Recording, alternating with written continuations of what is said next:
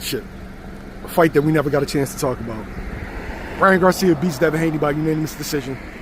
Yeah. Comes in 3 pounds overweight. Yeah. And then tests positives for Ostarine. Right. Right. And now it's kind of a clusterfuck because you don't know people were happy with the performance of Ryan because he shocked the world. Right.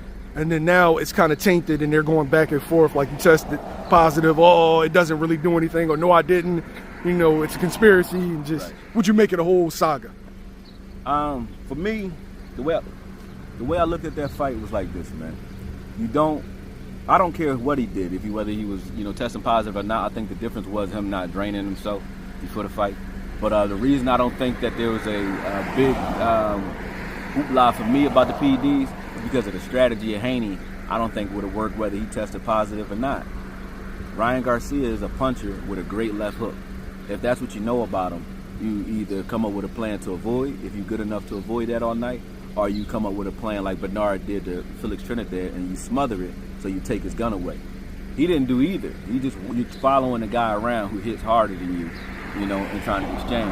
And the moment I knew the fight was in trouble was the very first round where he threw a jab and Garcia hooked over the top of the jab. So I'm like, usually a guy got to get your rhythm to start countering over your jab.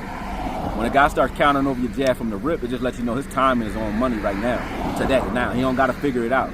So Garcia already had the timing on that. He wasn't afraid of his jab. He had timing on that left hook. So you basically are daring a guy to use his best weapon, which is his jab, and he doesn't want to because he got clipped the first round doing it. So now he's walking forward, and he's jabbing some, but he's not giving it with any authority. So you're just letting Garcia stand in front of you fresh. That would have got him hurt whether he's on PEDs or not. That strategy was not a great strategy. In your mind, is the win still tainted? For me, anytime you test for something, it's going to be tainted. Yes. So you got to say yes. But, at the end of the day, I look at it this way. Like I said, the same way I just broke it down. I don't look at it the same way I looked at Margarito with the loaded gloves and things like that, where you have some agent where that's specific. I can specifically see where it's helping you inflict more damage, right? Now, I don't know Ostarine, I don't know the drug, but I do know this, right? When you're looking at certain fighters, a lot of fighters are doing different things, whether it be, different companies that use. I ain't gonna hurt nobody's name, but there's different companies that they use to try to get whatever edge they can. Some go on and they those things are detectable and they get tested. Some don't. But I've seen a lot of fighters that, to me, are either weight bullies or they can walk through punishment that they shouldn't be able to walk through, things like that. So I always thought there was something floating out there, but until I know what those things are and how they affect the body, I look at it like this, man. Your job is to hit and not get hit. So come up with a strategy that deals with that.